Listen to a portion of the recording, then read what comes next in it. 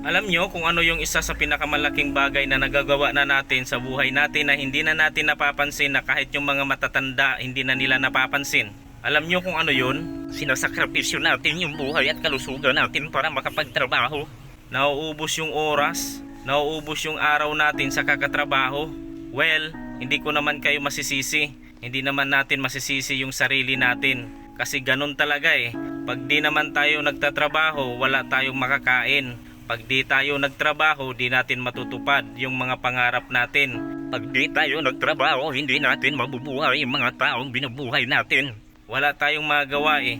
Kaso ang problema, yung trabahong pinapasukan ba natin, okay pa ba? O hell, tangina na siya. Nakaka-bad trip, di ba? Akala natin malaya tayo pero nakakulong tayo. Nakukulong tayo sa sistemang alipin tayo. Pansin nyo? May 24 oras tayo sa isang buong araw.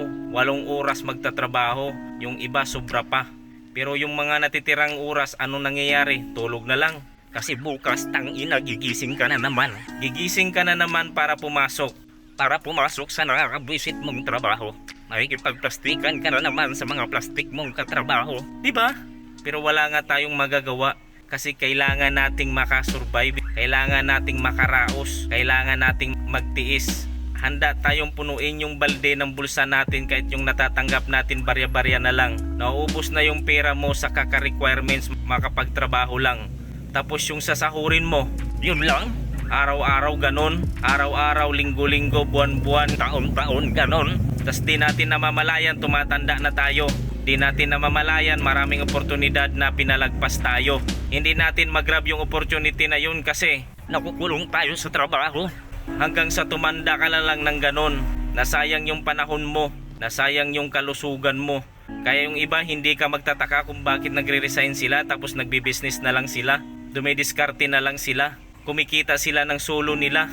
At least hawak nila yung oras nila. Sila yung mga taong nagising na sa katotohanan. Na hindi habang buhay dapat ganito. Hindi habang buhay dapat alipin ka ng amo mo. Kasi pag dumating na yung time na wala ka na, hindi mo na kaya, Hindi na kaya ng kakayanan mong magtrabaho. sobrang basic lang. Papalitan ka. Naubos yung oras mo, tumanda ka na. Iilang taon na lang yung natitira sa buhay mo.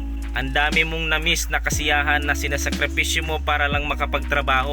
Gaya nga nung sinabi ko doon sa umpisa ng video na to, sinugal mo yung kalusugan mo para makapagtrabaho. Tapos lahat ng pagod na kinita at inipon mo, Gagamitin mo lang din yon para makarecover yung kalusugan na uubos sa'yo. nagets mo?